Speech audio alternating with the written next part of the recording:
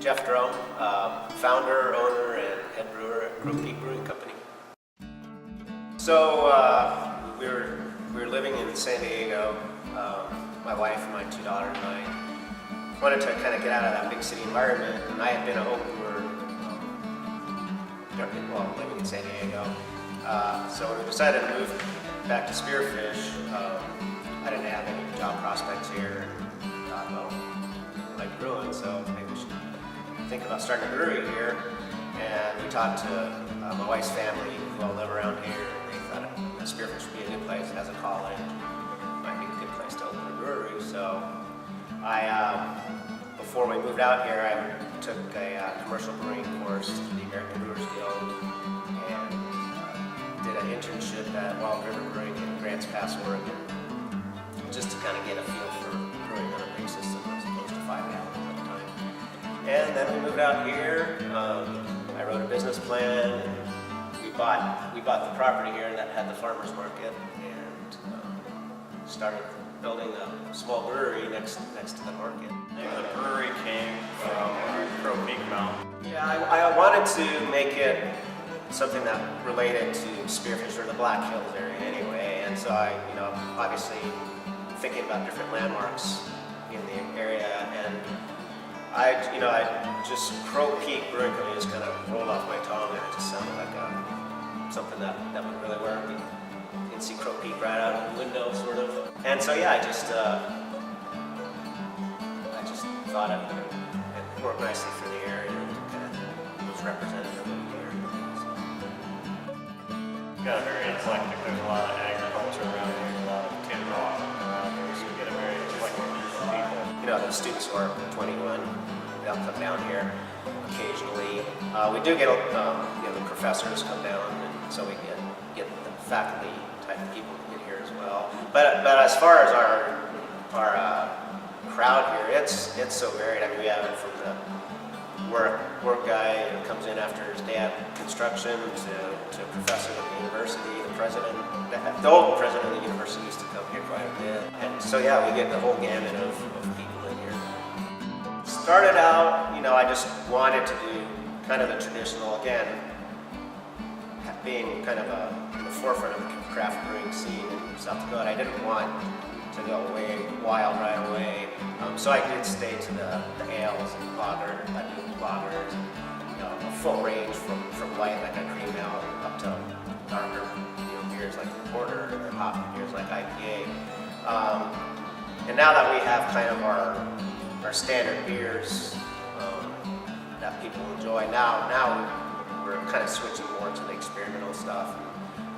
We're just trying new recipes because we feel that people now understand the craft brewery scene here better than they did, and now they're willing to delve into some different beers. So now we're more like the experimental stuff.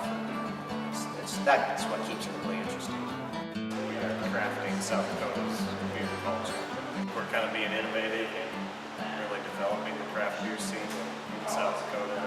So in that respect, we're somewhat of a pioneer. I definitely think we've had a hand in educating people around here. Before we built Crow Peak, there was the Firehouse Brewing in Rapid City, which was a brew pub, and then over in Watertown, which is halfway across the state or more, there's a little brew pub there, but there were no other real breweries, and the type of beers that were coming in, craft beers that were coming in, were pretty limited as well. We had Big Sky Brewing, Montana was here, Red Hook, which I don't even really consider craft beer anymore, but they were here, Sierra Nevada, but that was about it. And so I definitely think we had a hand in that. There was a homebrew club, there is a homebrew club in Rapid City, and so there were people who were familiar with craft beers and were knowledgeable about them, but it was a pretty small core group. And there was nothing here in Spearfish as far as a homebrew club. Now there is, but it wasn't at that point. So we'd have people come in, and we'd have people come in asking, well, what do you have? Do you have Bud Light, Coors? And they're like, no, we're brewery beer. And so we offer them the cream ale. Say, well, you might like this one. So we've had people who started out on the cream ale and now they're trying everything else that we do.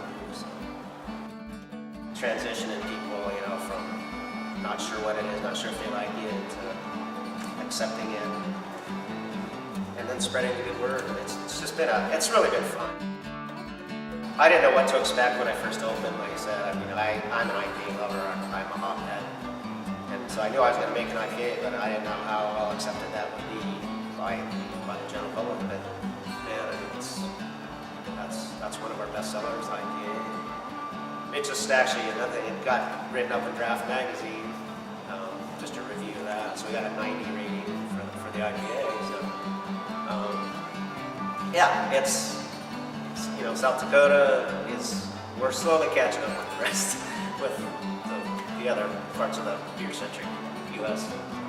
It's fun to be on the forefront of that. Yeah, the new and exciting thing that happened was our expansion from the old small brewery 5-barrel system into a nice big building with a 30-barrel system, brew house, and then to be able to distribute our beer and create an awareness not just in Spearfish but throughout all of South Dakota was really just an exciting thing to do. Josh and Tanya, when they came on as partners, Josh was really enthusiastic about the beer scene, and he kind of took over the logistics of getting the beer to distributors and whatnot, and taking care of the tap room here, and that allowed me to concentrate on brewing the beers and designing the recipe. And so, we're at this point. It's still just a really exciting thing to think about.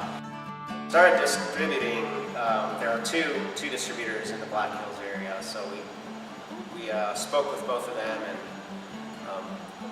the company we went with, they were just developing their craft beer part of their company.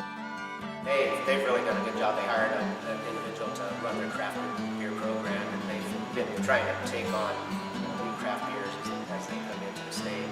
So they were really good, but when I first started in 2007, I would have liked to be able to distribute just to local restaurants and bars, but because of the South Dakota laws that don't allow self-distribution, I couldn't do it, and I was small enough at that time that a distributor really didn't want anything to do with me because they had their big portfolio that kept them in beer everywhere.